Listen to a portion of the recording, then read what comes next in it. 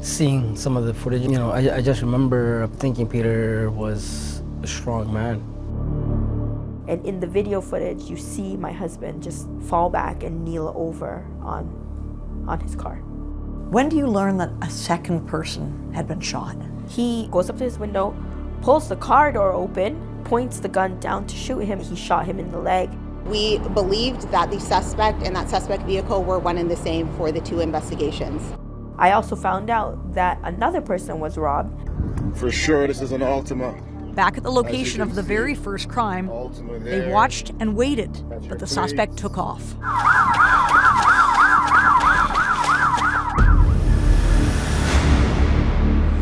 Welcome to Crime Beat. I'm Anthony Robart. A birthday is a time, of course, for milestones and memories. But imagine a night meant for joy suddenly dissolves into a living nightmare. Tonight we look at how one celebration ended in tragedy. Here now is Catherine McDonald with Please Don't Leave Me. I remember we were coming out. I was kind of busy talking to somebody, and then I remember the sound. Like, I'm not a pro with any kind of weapons or how they sound or whatever, but for me it sounded like fireworks. I remember particularly telling my friend, oh wow, not even summer yet, people are starting to light up fireworks, and that's when I kind of went towards this car. I used the washroom and I came out and I saw another friend that I was just speaking to and telling her have a good night and stuff like that. I was just in the lobby of the front doors right here where I was standing and saying goodbye to a friend. And then I look outside and I saw the guy that Peter was with. He came running up to the security guard, and that friend was panicked. He was like flailing his arms and stuff like that and pointing outside, and he looks over and he sees me inside. So he opens the door and he says to me, Annie, run. Peter just got shot. Run, hurry, run. So I was like, what? Peter got shot? What do you mean? I followed him out right through these doors here, and I just came around the corner right here, straight through. We ran around. I was running at this point, straight down these stairs. And when I looked over, I saw a couple of people kind of stood over by the car. So I was like, what's going on there? And I'm thinking like a gunshot? Like things like that didn't happen there. So at the time, I thought maybe he was overreacting. And as I'm rounding the corner, I can see Peter on the ground. And it was right somewhere about here, I just started screaming because I saw him right here. He was lying face flat, so his back was up, and I remember seeing his t-shirt, it was all bloodied.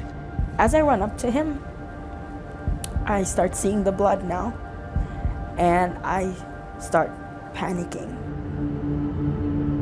And I just ran right over to him, and I leaned down, and I just started screaming, no, no, no. I leaned next to him, and all I could see was a pool of blood. And I look at him, and I see that his shirt is soaked in blood. And then I just turned him around, and I remember the first thing that I kept saying was, who did this, who did this? And he was actually holding on to Peter.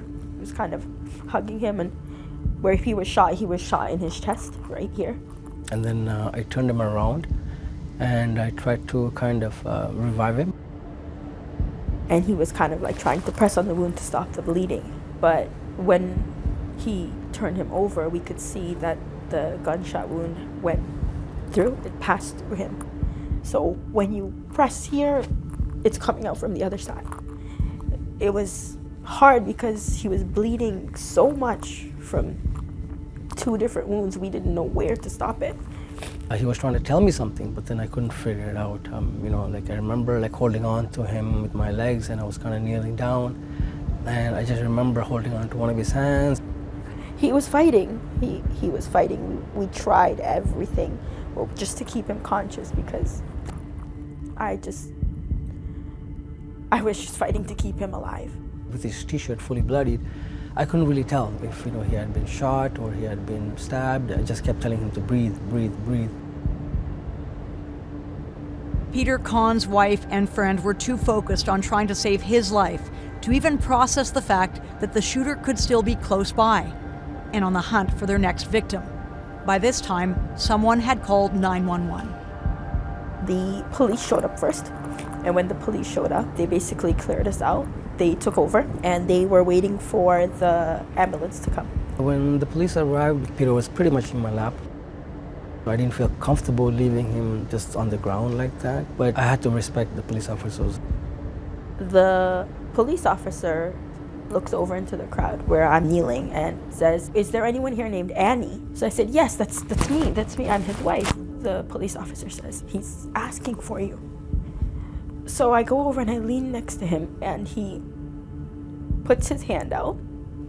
I hold his hand, and because he's laying down, he lifts up a little bit to look at me, and he's holding my hand. He squeezes my hand, and he looks me in the eye, and he says to me, I love you." The words couldn't come out because by this time the blood was filling his lungs. So I just started screaming. I was like, "I love you too, but please don't leave me. Please don't go. I can't live without you."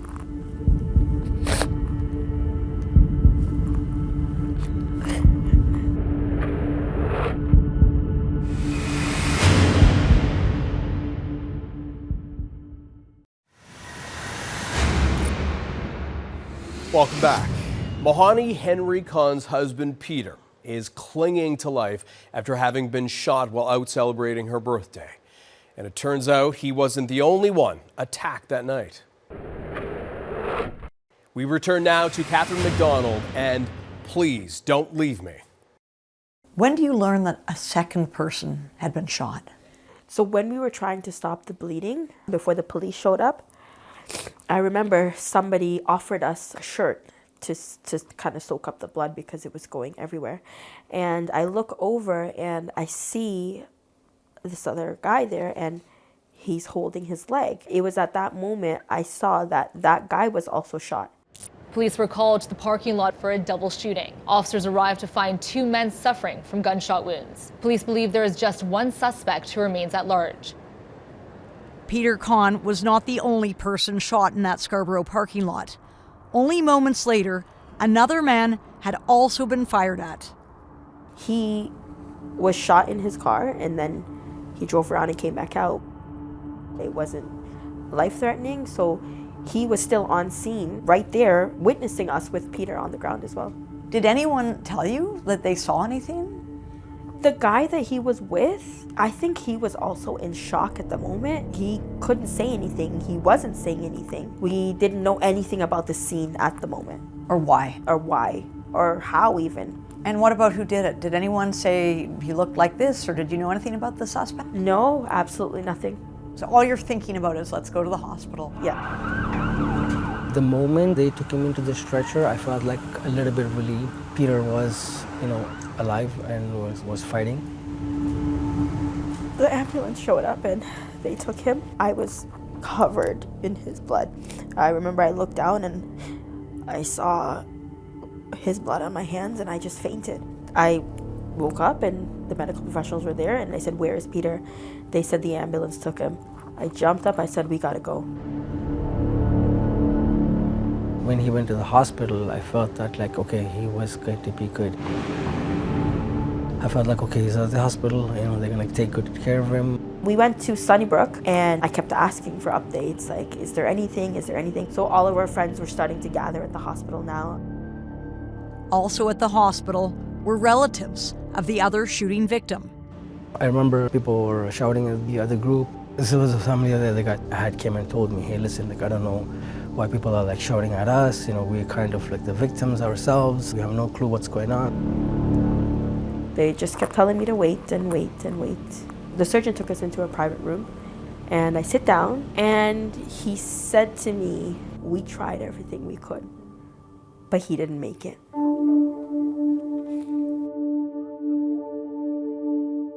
And I just sat there screaming, "No, no, no," because I didn't want to accept that my husband, who I loved so much, was gone.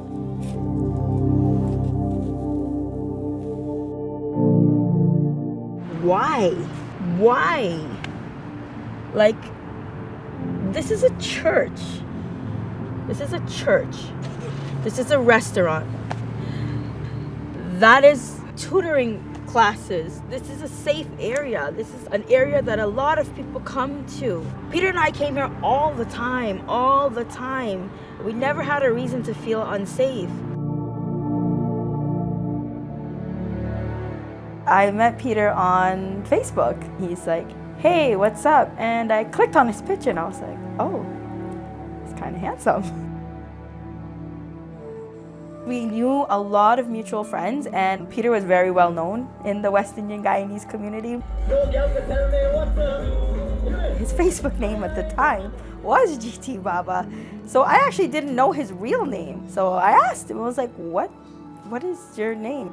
And he says, oh, my name is Peter.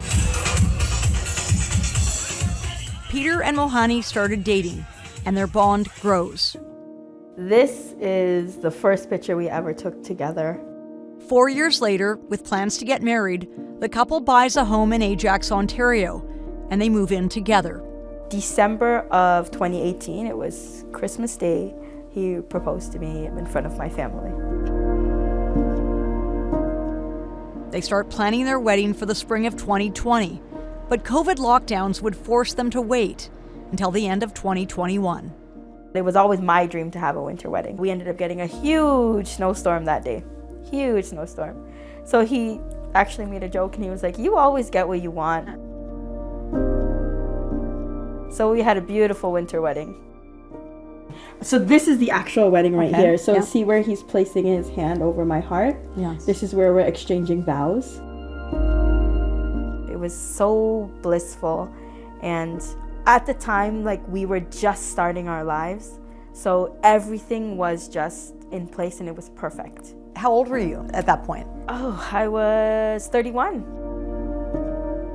We were only married for 6 months, but it was the best 6 months of my life. And then you had a birthday coming up. Yeah, my first birthday as Mrs. Peter Khan, yeah.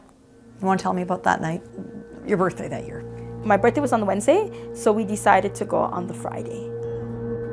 So we used to go to this place called Tropical Nights in Scarborough.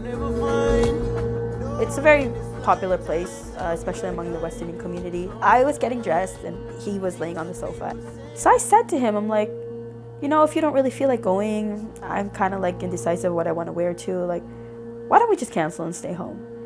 And he's like, no, it's your birthday. Like, we have to go out. I did have a little bit of a feeling, like an anxious feeling, but I just chalked it up to I was in my 30s and I didn't want to get older. We got there, I would say around maybe 10:30, around that time. And we met up with a couple of other friends. And I called him, hey, I'm here. And he told me I'm also there as well. And I remember we met at the parking lot and I give the props and things like that, and then wishing Mohanie happy birthday as well. We were ready to party. It started off as a great night. So we just had a couple of drinks, kept it social, you know, listened to some really good music. We danced and stuff like that. He was driving that night, so he didn't drink. It was just me, but I'm also not a heavy drinker. Around like 12:30, I remember I made a social media post on Instagram, and it was Peter and I together, and I posted, I'm feeling so blessed right now. Life is so perfect. And the night progressed, and we were getting ready to leave. Before I last saw him was when I think the lights was kind of coming on, and it's kind of could be the last dance or two. And like, so, you know, I was casually dancing with Mohanie and some of her friends. And that was the last time I saw him. When we were leaving, it was a little cold outside, and Peter, he smoked. One of his friends was there. He goes, we're gonna go outside, we're gonna have a smoke together, and I'm gonna start the car, warm it up, and when you're ready, come out. I stopped and I was like, you know what, you go. I'm gonna use the bathroom and then I'll meet you outside. So I had another friend with me. So he looked to my friend and he said to her, he says, "Take care of my wife." And he kissed me on my forehead and he said, "I love you and I'll see you soon."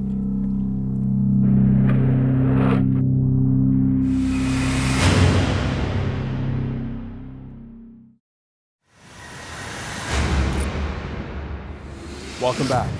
It's May 2022, and Mohanie Henry Khan's husband, Peter, was shot and killed while they were out celebrating her birthday. Investigators are now racing to identify the shooter before he strikes again. We return now to Catherine McDonald, and please don't leave me. When did you finally get to speak to police about, I'm sure you're wondering, you have all these questions. He was shot in the early morning at around 3 a.m. on Saturday, May the 7th. So this is still now Saturday midday on May the 7th. And we went to the police station, and that now is the first time that I'm going to speak to the police and understand what's happening. I asked them why, and they said, well, we also don't know, so that's what we're going to figure out. Mohanie would learn that everything was caught on camera.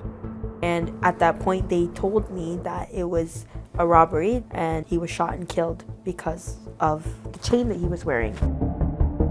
It wasn't anything that was like really big or like blinged out with like big diamonds. It wasn't anything fancy. It was a simple chain. So when they said it was a robbery over his chain, it didn't make sense.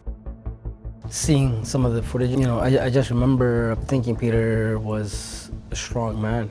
He particularly, didn't want to give up the chain. It meant a lot to him. The other side of me also thinks that, he could have just given up the chain and saved his life in a way. That chain, actually, I had gifted to him during our wedding ceremony.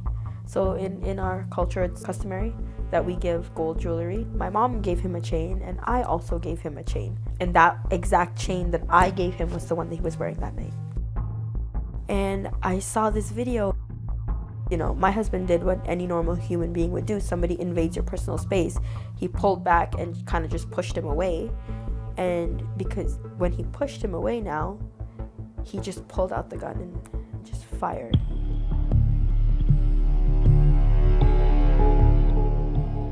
And in the video footage, you see my husband just fall back and kneel over on his car.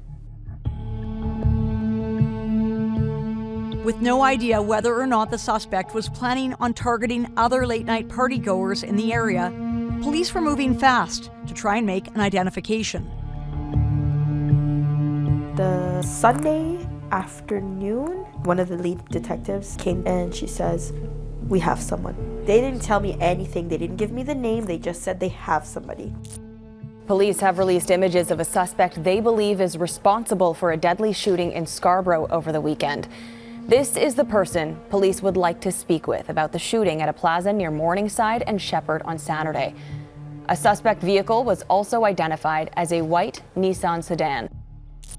Not only were both shootings caught on video, so too was the suspect's arrival, just before 3 a.m., just as Peter Khan was exiting Tropical Nights. From what I know, the suspect came here first, parked down there, came up these stairs, right around here, and then he walked straight down. There was people smoking here outside because this is the general area where everybody comes out and they smoke. So he came here, looked around, a little shifty, stopped, looked back a little bit, and then he went back down to get his vehicle that was parked down at the bottom. Once he got his vehicle, he came around this corner here from the bottom parking lot, drove around this way, went up this ramp here, and there's a dumpster just in the corner behind the trees. He stopped the vehicle right there, exited the vehicle, came down this ramp, walked down all the way here, and then this is where he approached Peter. Peter was shot at 3 a.m. And then the video shows the suspect approaching a Honda idling nearby. While you were in the interview with the police, the other fellow that was shot, Did you ask about him? At that point, I asked them, I said, was he robbed? And they said yes. As soon as he finished shooting my husband, came back around here, went up this little hill. The other person was parked in the parking lot there, about 3 spaces down. The security footage shows the suspect walking through the parking lot, away from where Peter Khan lies dying. The suspect heads towards a row of vehicles. He doubles back and approaches a dark-colored car. The man inside that vehicle was Dante Rupchand. You've learned that he was shot over a gold chain. He goes up to his window, pulls the car door open, snatches the guy's chain, points the gun down to shoot him, but at the same moment, that guy was getting up. So the trajectory ended up being that he shot him in the leg. People were saying that if he didn't get up or move in that moment, it could have potentially been even worse. Then he jumped back into the car, sped around, and exited that way. 2 men were robbed. 2 men.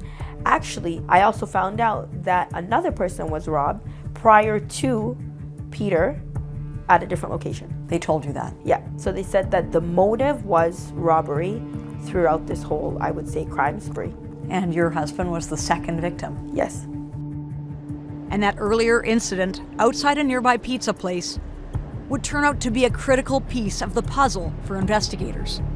When we compared the images of the suspect vehicle as well as the suspect from our homicide to the images and suspect vehicle from the robbery in 41 Division at Kennedy and Ellesmere that happened earlier that morning, we believed that the suspect and that suspect vehicle were one and the same for the 2 investigations. At 1:11 a.m. on Saturday, May the 7th, as Mohanie and Peter were enjoying their time at Tropical Nights, less than 10 kilometers away, a man named Vernon Facey had just bought a pizza and was waiting outside for an Uber with his girlfriend. Vernon would testify that a man wearing a black shiny winter jacket and light blue jeans grabbed his gold chain from behind. He said he felt someone tug on the back of his chain, and then he realized his attacker had a gun. Quote, after that, he said, "Take the rings off." When he resisted, Vernon said the suspect threatened to kill him. Quote, he said to me, "Take them off. I swear to God, I will kill you." Then he pushed the gun to my stomach. Vernon said the suspect then showed him the ammunition inside the gun before making off with his chain, rings, and a bracelet.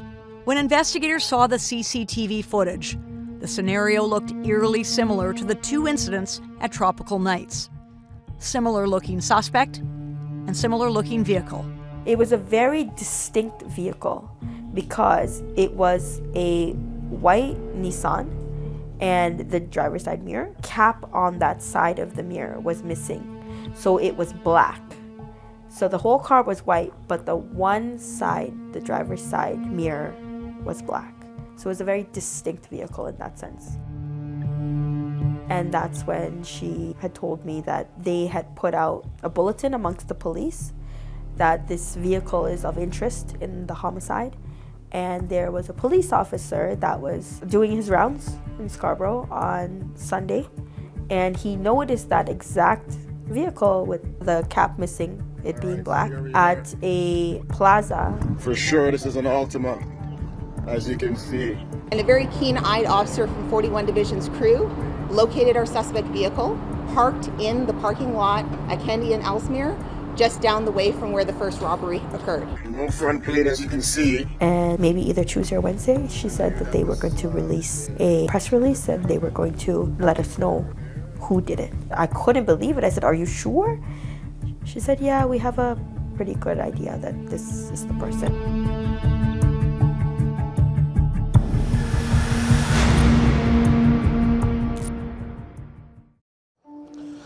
What's up, my brother?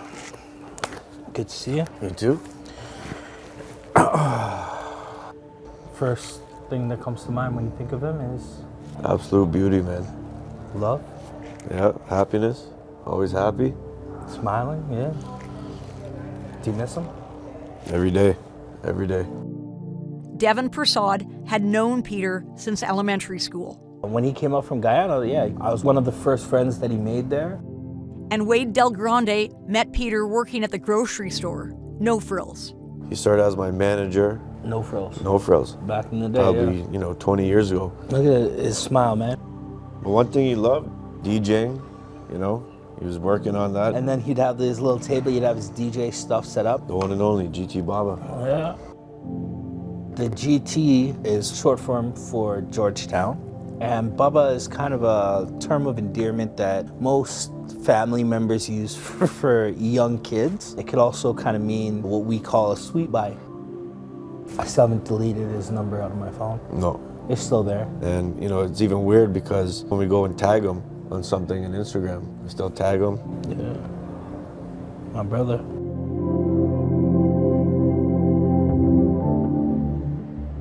By Sunday, May 8th, police were certain they had identified the shooter and that they had enough evidence to link him to all 3 incidents.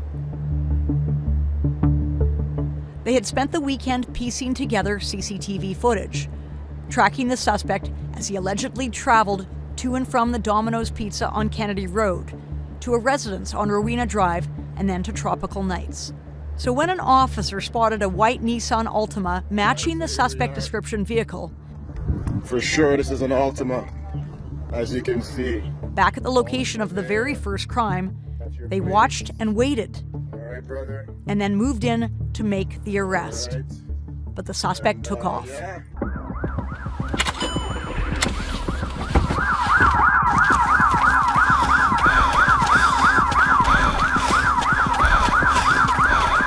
And police allege he tried to hide the car keys as he was trying to escape.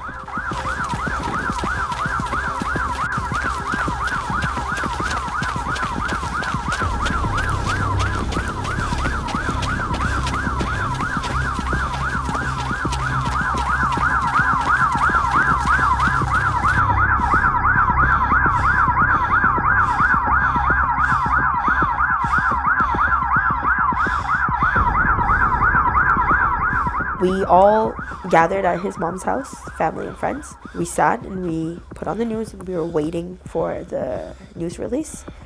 And I remember I sat on the sofa in complete silence and we were listening.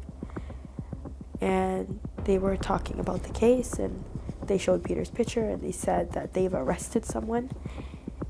And that's the first time that I saw his face, Javon Waldron. This was a very, very tragic incident, a senseless act of violence where Mr. Khan lost his life and 2 people were robbed and victimized here in our city. Over a few pieces of jewelry, a man is now facing several charges. 27-year-old Javon Waldron was arrested on Sunday in connection with several robberies and a shooting that left 36-year-old Oscar Peter Khan of Ajax dead. And the first thing I thought in my mind, I said, do I know him? Have I ever seen him anywhere? Acquaintance? Could this be a friendship, something gone wrong? But no. We had nothing to do with it. We didn't know him in any shape or form. Police say Waldron approached Khan in a Scarborough parking lot near Morningside Avenue and Shepherd Avenue East on Saturday morning around 3 a.m. He then allegedly reached for and ripped a chain off of Khan's neck, holding him at gunpoint before shooting him. How much was that worth, that chain? About $350. He lost his life for $350. Yeah. That's what that person valued his life at, $350. To track the suspect's movements the night of the crime spree, police also needed phone records to try to place him at the scenes. So Javon Waldron was not far from where he allegedly shot and killed Peter. No. It was all within less than a week of everything. So imagine processing that he died and then processing that they found the person and then seeing this person's photo just 3 or 4 days later. And at this point, he's just a suspect. He's only been charged with second degree? Second degree. So you had to wait 3 years for justice? Yes. To see justice done? Yes. What did you find out when you went to the trial? The trial was October and November of 2024. Still a lot of things were unanswered. Peter Khan's wife came to court on the opening day of the second-degree murder and attempted murder trial for Javon Waldron. So I went to court from the first day, jury selection, all the way through to the end. The Crown told the jury the suspect, who was captured on video surveillance wearing a black puffy jacket and light pants, arrived and fled in a white Nissan Altima with distinctive features. Javon Waldron pleaded not guilty. The defense argued that the man seen in the videos was not him. This man, the first witness for the Crown, testified that less than 2 hours before the fatal shooting, he too was robbed of his jewelry. Defense called into question the memory of some of the eyewitnesses, flagging, quote, inconsistencies about the height and weight of the assailant. That friend testified Monday, quote, right then and there, the individual pulled out his gun and shot Peter, he said. Khan died of a gunshot wound to the chest. This man, Dante Rupchand, who does not want to appear on camera, also testified. Rupchand testified after being shot, the suspect walked away and he drove off. Defense pointed out there wasn't any, quote, uninterrupted surveillance of that vehicle, end quote. That someone else may have entered the car or exited undetected. And they questioned whether the phone number connected to Waldron was in fact his, since his actual phone was never recovered. It's nerve-wracking, scary, a little bit daunting. Mohanie Henry Khan has spent the last 3 days at the Superior Courthouse watching the trial for Javon Waldron. We also saw video. Yes. What was that like to have to watch? I actually had to leave the courtroom the first time they showed it because I saw my husband's last moments. Because from when he kissed my forehead and he went outside, that's the last that I saw of him until I went outside. But the last moments of him laughing and joking with his friend, walking outside, going to the car, standing there. You had his chain, you snatched it, you had it. You pulled out the gun. Why did you need to pull that trigger? You remember the footage from the first victim. He robbed him at gunpoint. He had the gun. He didn't shoot him. So why shoot my husband? Did you ever get to hear from him? No, he never spoke. He never testified on his own behalf. He never addressed the court, ever. But even though the accused never told his own story, Mohanie would come to learn a lot more about him. 160 kilometers an hour on Kingston Road, 160 on Kingston Road.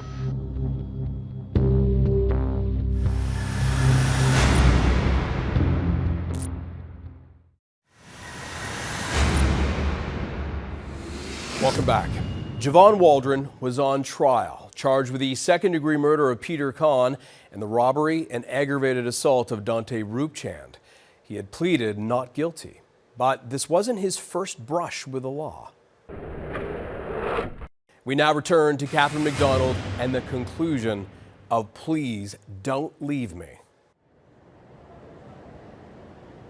Javon Waldron has been arrested, and every single time he was let back out. Unbeknownst to the jury was the fact that Javon Waldron had a criminal record, including a conviction for possession of an unauthorized firearm. And in 2019, convictions for dangerous operation of a motor vehicle and possession for the purpose of trafficking. He was on the news for a high-speed police chase in Durham region. And I specifically remember this because Peter and I were watching that on the TV, on the news. 160 kilometers an hour on Kingston Road, 160 on Kingston Road. A Pickering man facing multiple charges after running away from a traffic stop. Durham police say the officers tried to stop the suspect shortly after midnight near Harmony Road in Oshawa. And I said, oh my God, this guy is crazy. Not knowing that a year or two later, that same person that was on the news for the high-speed police chase would then kill my husband. But that's not all Mohanie would learn about the accused. The Crown told the jury after Waldron's arrest, the K-9 unit was brought in and retraced his steps when he was fleeing. They found a key fob to a Nissan motor vehicle and returned to the car believed to be the suspect vehicle, and the key fob opened the vehicle. It was registered to Javon Waldron's late brother. At the sentencing hearing, court heard that Waldron had 3 brothers. One died during COVID, and another was murdered when Waldron was only 14.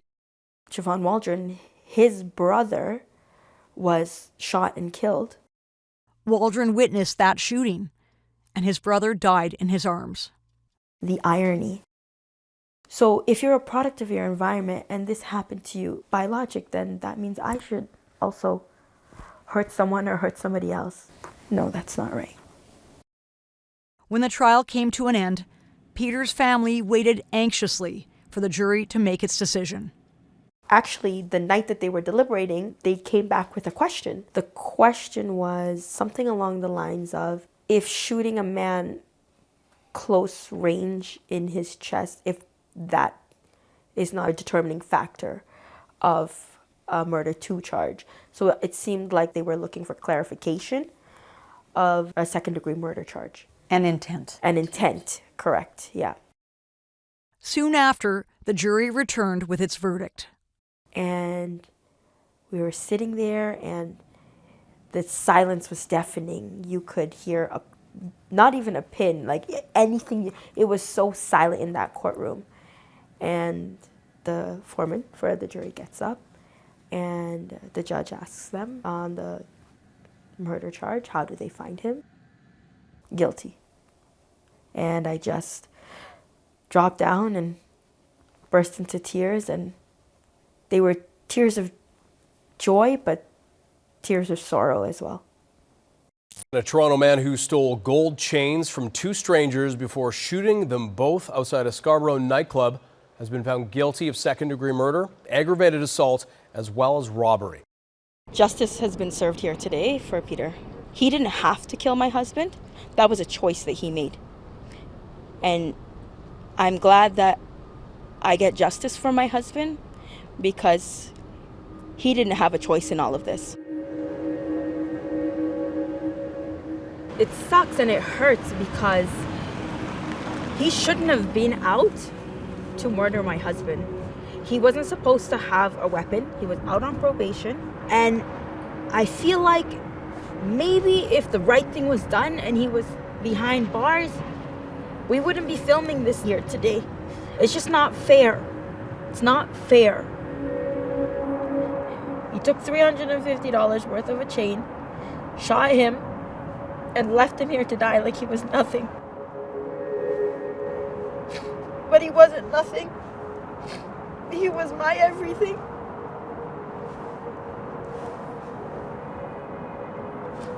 And I hate him for that. I'll never forgive him. In November, a jury found Waldron guilty of second-degree murder, aggravated assault, and robbery with a weapon, and he will be sentenced to life in prison. The issue the judge must decide is a parole ineligibility period between 10 and 25 years. The Crown is asking for 20 to 25 years. The defense is suggesting a more appropriate period of parole ineligibility would be 12 to 15 years. Defense was trying to say that he was a product of his environment. I guess being a person of color, where he lived, being raised by a single mom. But that is the furthest thing from the truth because Peter and I were also people of color. Peter and myself, we were not raised in the greatest neighborhoods, and we were both raised by single mothers. If somebody had a troubled past, then I would assume that they would want their future to be good. Sometimes it's not easy to kind of go through, the memories and the flashbacks of what had happened to you. But I always feel like sometimes the best way to let go of a past is to actually create a good future. That argument of being a product of your environment, it's an excuse. Something has to be done. My personal opinion on it is right now that the punishments no longer fit the crime. People are just committing crimes because they know that the punishment is lenient. It has been almost 3 years and I do not celebrate my birthday. Your Honor, how can I celebrate my life when it resulted in my husband's death? I remember in your victim impact, you said that you can never celebrate your birthday again. Is that still the case? Yes, Catherine. I don't celebrate my birthday because I feel like it was my fault. That, basically the day I was born was the day he was sentenced to death. Like, I feel if I celebrate my birthday, I'm celebrating me coming into this world and him leaving. My husband and I did nothing wrong. He was a construction worker. He worked for everything he had. He didn't deserve to have his life snatched from him for this reason. Near the end of March 2025, almost 3 years after Peter Khan's murder, Javon Waldron was sentenced to life in prison with a parole ineligibility period of 18 years. All of a sudden, one day, you wake up and they're not there anymore. Now we have just memories and pictures. Sorry, man.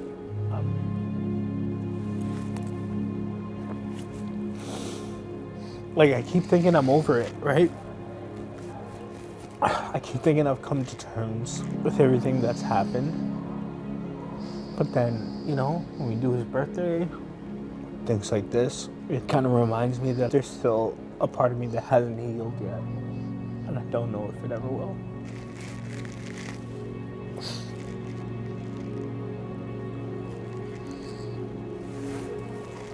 I'm sorry. We sit down now as brothers because of him to reminisce and honor his legacy. Definitely one of a kind for sure. Yeah, man. Missed and loved. I think a couple of weeks after he had passed away, I would kind of dream. It wasn't his face. It would just be a kind of mumbling voices that I heard when I was trying to revive him. I would like to know what Peter was trying to tell me that night. I think that's one thing that stayed with me. I do often think about him. His greatest asset was keeping people together. He would want us to love each other.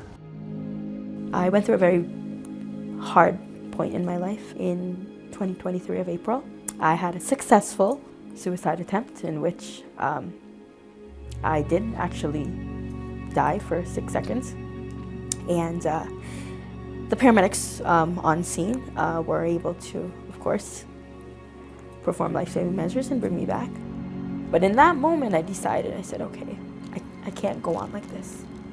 Peter wouldn't want this for me, so I have to do better. And that was when I decided that I will honor him, I will love him, and I will move forward with his memories. I received my wedding videos about 2 days before Peter passed away, so he never got to see them. We had made a plan that on Sunday we were going to come to my mom's house and have dinner and celebrate my birthday with my family, and we were going to all watch the videos together. And unfortunately, he didn't get to see it. So the first time the wedding video was played for anyone to see was at his funeral. I ache for that love because I don't have him anymore. I wear my wedding ring every single day, and this is also Peter's wedding ring. It's called a Mangal Sutra. This is gifted to me by Peter on our wedding day. It basically signifies the union between a husband and a wife. He got mine done in infinity. Traditionally, it's not to have a clasp, so the chain is all the way around. So when you get married, your union has no end. That scene of Peter saying I love you in that moment, it never leaves me.